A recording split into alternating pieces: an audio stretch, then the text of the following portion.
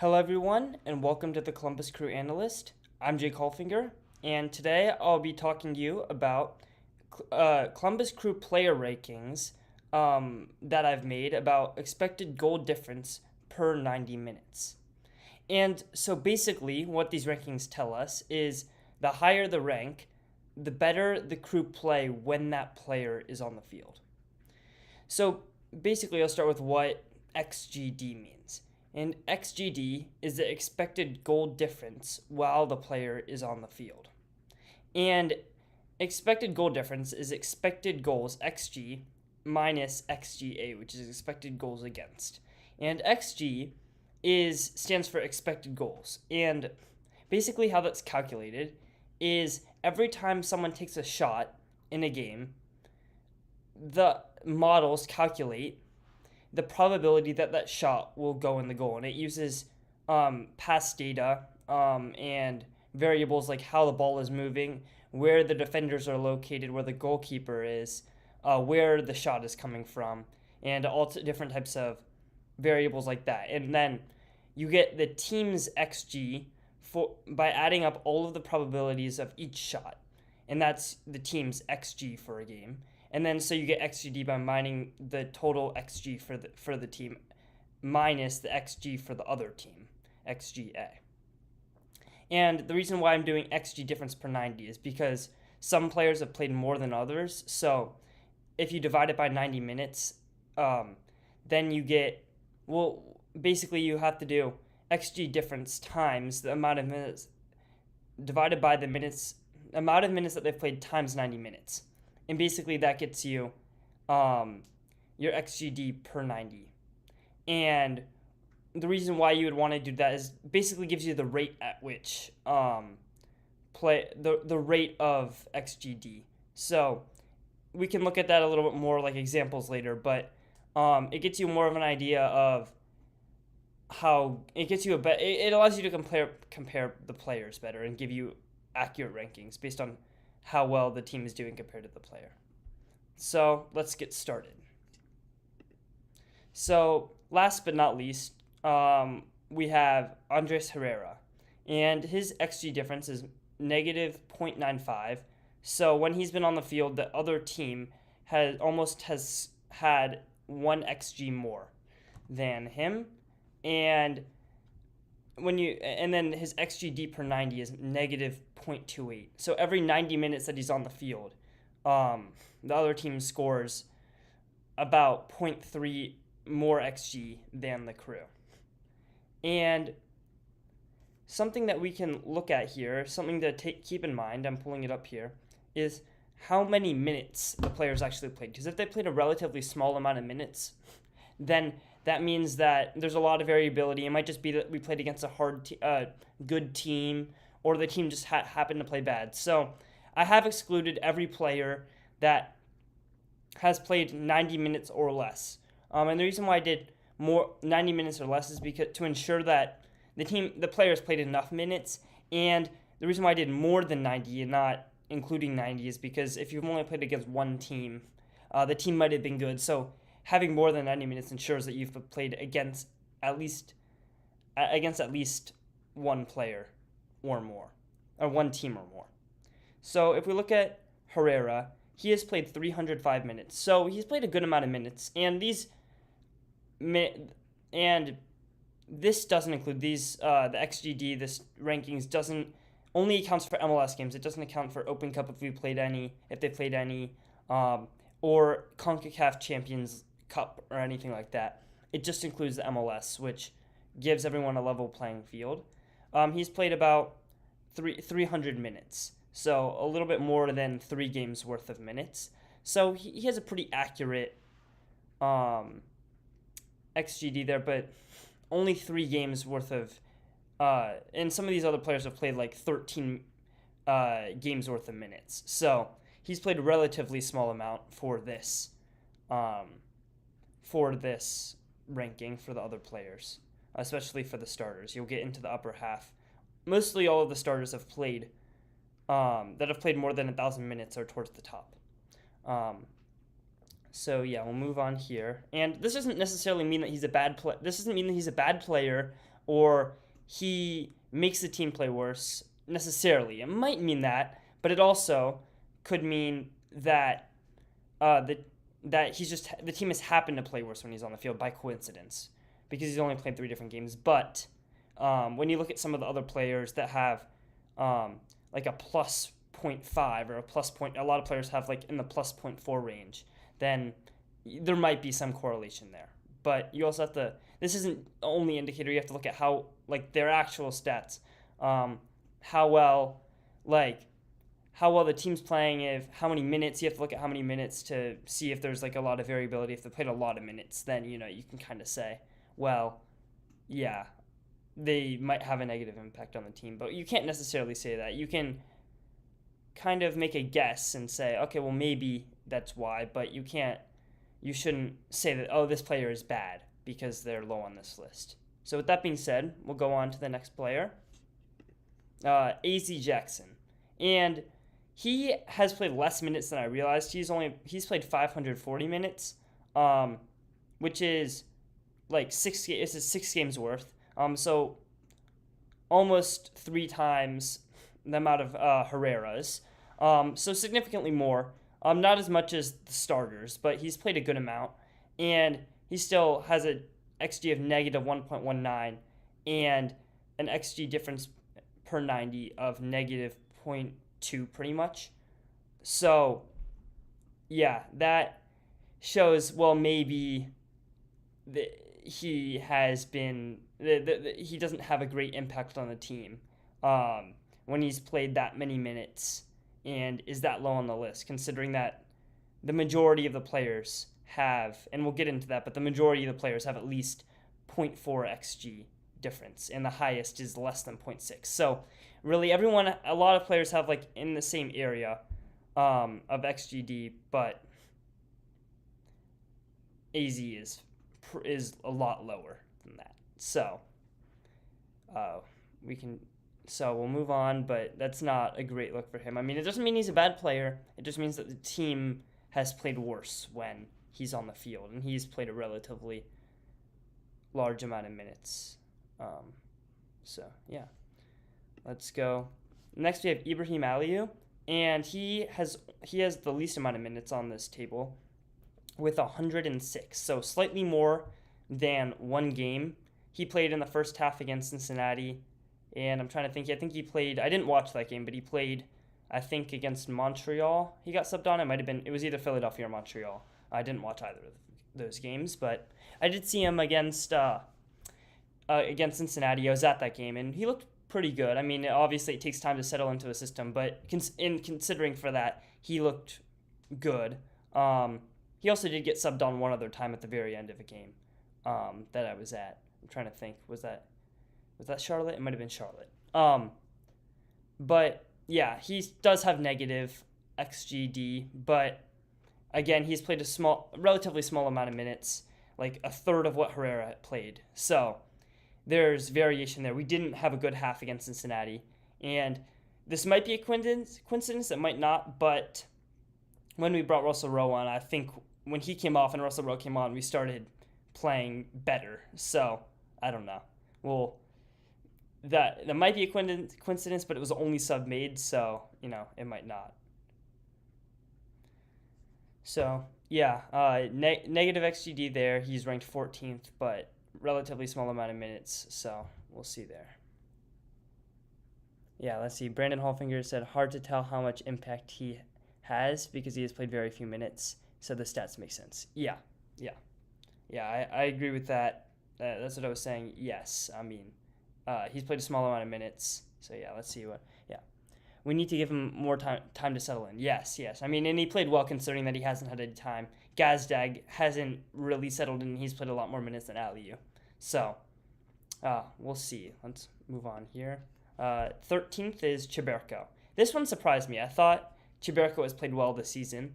And we're into the positive now. Everyone is now positive. There was only 3 players that were in negative, which really shows how well the crew have played this season and how good they actually are. So the XG difference, his XG difference is 2.84, and his XG difference per 90 is 0.280. and he's played a large amount of minutes, a lot larger than anyone else that we've seen with 900 minutes, which is a little bit more than 10 games played. He's played a lot. And I thought he has played well this season, so it is surprising that his is so low.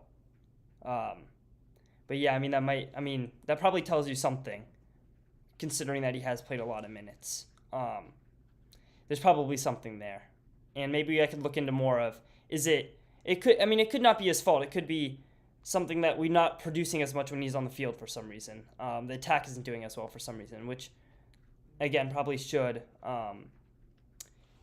It probably isn't just by chance, considering that there's so many minutes being played. But again, it's not like AZ's was point 0.4 away, almost 0.5 away from lower than Chiberko. So Chiberko, this isn't bad. It's just lower than average, ranked pretty low. But AZ Herrera was almost 0.6 lower.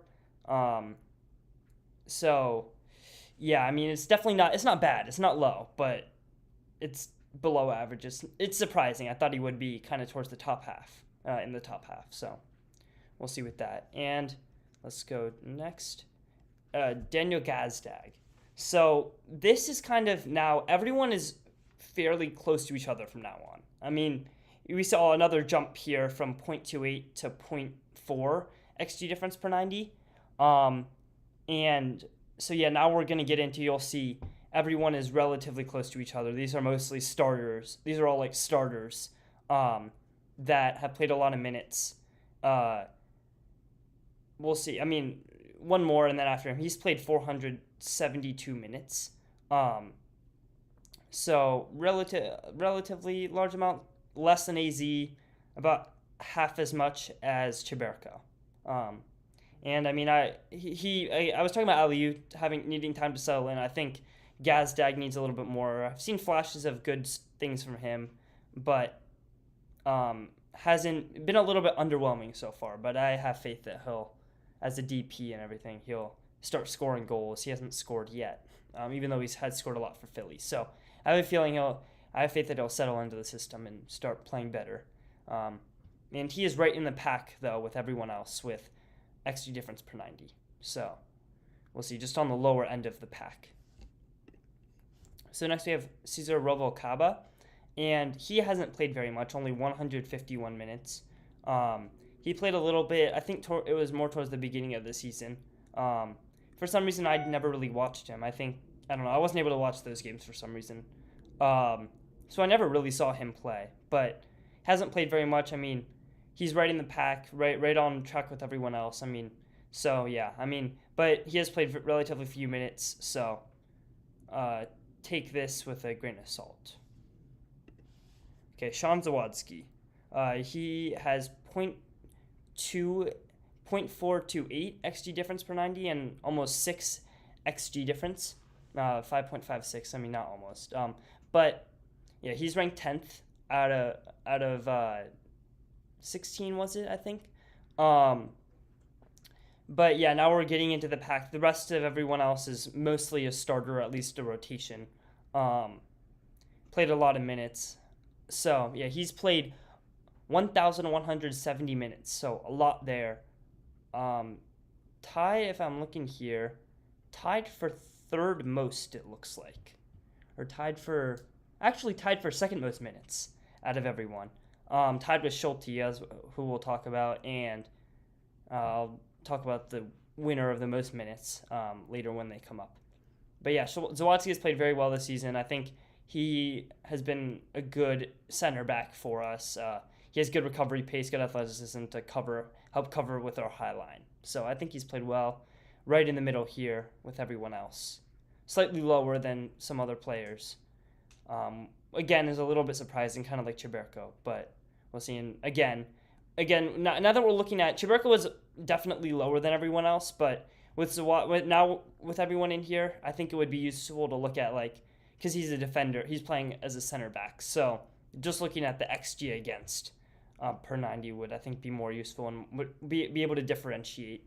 Maybe the game that he didn't play, we scored a lot. We had a good attacking output, so which which is factored into everyone here. So we'll see. Okay, ninth is Nagby, and I think Nagby is our best player. I think he's our most important player, and he's ninth. So again, yeah, but I mean he has .448 xG difference per 90. I think he's right. This is right in the middle. Maybe one more is halfway. So right below average here, and right below the median, I should say, not average. Yeah, he's. I mean, I don't really know what else to say. He just doesn't lose the ball. And if he does, he gets foul. He draws the foul. So but I think he's our best player. So again, I would say take these with a grain of salt, especially since we're in the middle. Eighth is Patrick Schulte with .458 xG difference per 90 and just about 6 xG difference.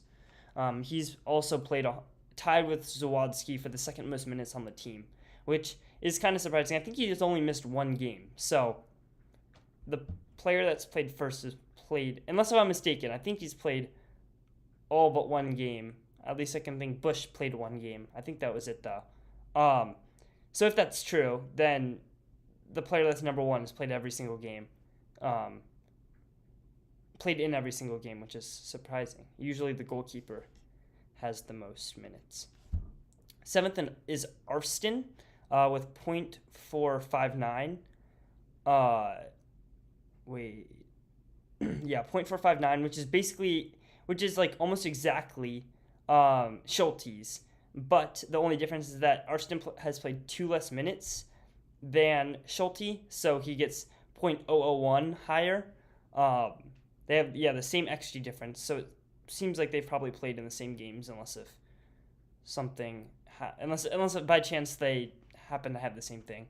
But yeah, Arston I think has been good this season. He's created a lot. He probably could work on his finishing a little bit, but he has scored some good goals there. Just working on playing that final ball, maybe cutbacks. But thought he's been really, really good this season. That's the only thing I can think of. I mean, he's been good. Sixth is the other wing back, Farsi. He has .47 xG difference per 90, which is .01 higher than Arston, and with the xG difference above 6. That may be wrong. Okay, actually, I do believe that's wrong. I'll need to fix that. Farsi's is 5.53 xG difference. The xG difference per 90 is right though, but the xG difference is wrong. It is 5.53, so lower than Arston and Schulte. He's played 100 less minutes than Arston, 110 minutes less than Arston, with 1,058 minutes. So less than there, but he's per minute he is doing better. He has a better xG difference than Arston and Schulte, and I think he's been good too.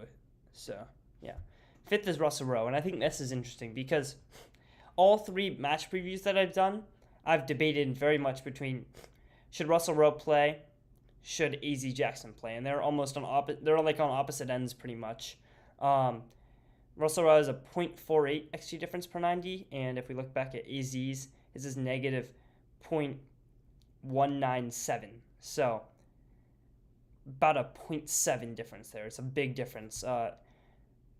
Russell Rowe has played almost twice as many minutes as AZ though. So AZ's could be higher, but even then, you wouldn't expect it to jump up by that much. So I would think, yeah, that might skew my decision from then, because it's probably not by chance. It might not be as much as I'm saying, but 0.7 is a lot. It's almost a whole goal. It's almost a goal difference per game there. So it might be a little bit. It might be less than that. It might be like 0.4 or 0.5 if AZ had played 1,000 minutes like Russell Rowe had, and some of the variability was lowered.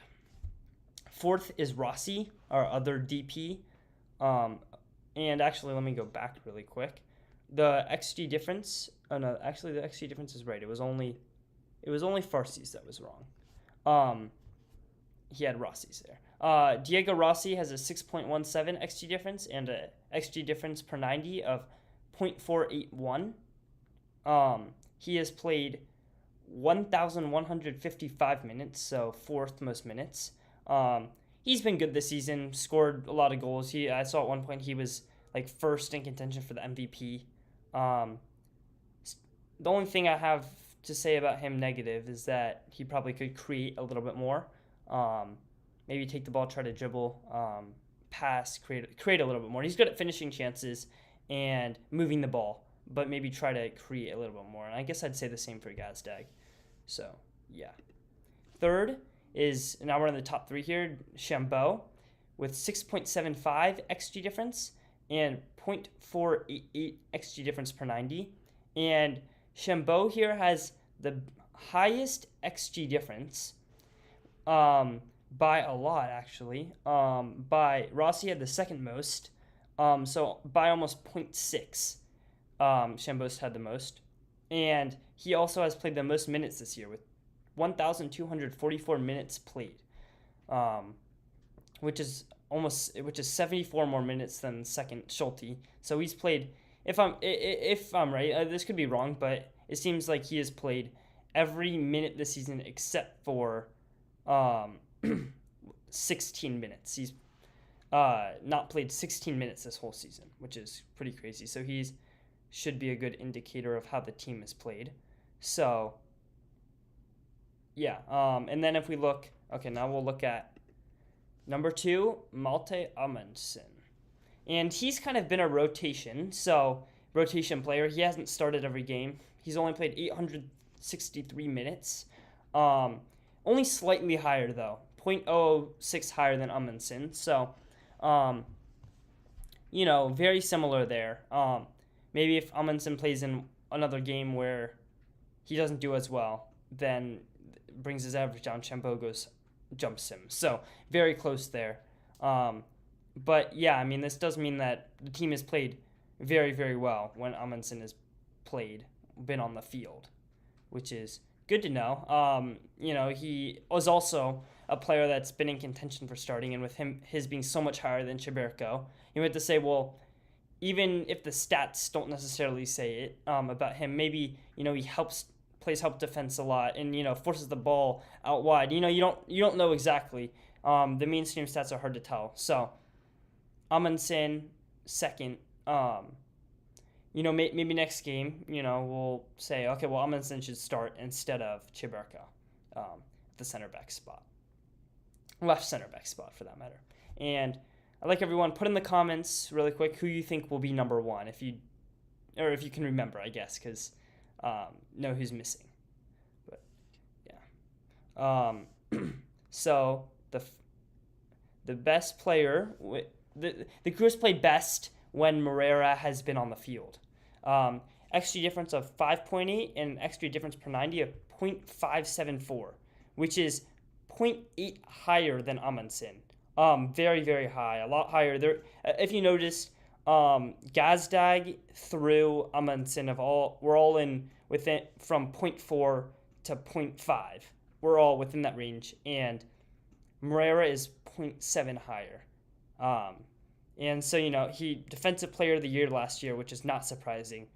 Something that if you just looked at defense for XG against, yes, that's good, but he contributes to the attack a lot. So that would hurt his game, if we only looked at XG against. Maybe you would want to do some weight XG against higher, but still include XG4 to get minutes. He's played 910 minutes. He was injured, I think, for the beginning of the season towards the beginning of the season for a little bit. He did make that one mistake in the Champions Cup, which isn't included in this, and then was injured for a few games. But this shows, the crew has played best when he's on the field. I think and I'm not surprised by that. The way he gets forward, helps in the attack and the defense, not surprising. This says that he would be our best player, but, he also hasn't played in every game, so, that gives you some variation. With Chambeau, for example, he's played in every game where all other players have been playing, so all of the players have affected him. Maybe Moreira has played in games that have been good, but then not every player, not every player has affected Moreira's stats. So everything here. There's a lot of different factors going into these, so you can't just say Moreira is our best player because he is first. You have to take into account, well, maybe Moreira has played against easier teams or different things like that. So, I mean, yes, he is so much higher that you should say, yes, he has a very, very good impact, big impact on our team, and very, very positive impact on our team. So, yeah, Moreira is first in these rankings, and, I'm looking at because every game, I'm debating who should start in the front three, who should start in the back three. So maybe I'll look at the pair how does the attack perform best with each pairing and see or trio, I guess I was just saying, which trio does best. Here we have another comment. Yes, Murray deserved #1 defender of the year last year. Yes, he does. And, looking at this is just from this season, so, I think he should probably get it again this season since he has had such a positive effect on the crew. So, yeah, thank you so much. I'm looking forward to doing the match. Looking forward to the match on Saturday. I think it's away at Charlotte this time. I'm thinking about maybe doing a watch along for that. So, put in the comments if you'd like to see that. And yeah, I'm looking forward to that. Some interesting stuff here. Go Crew.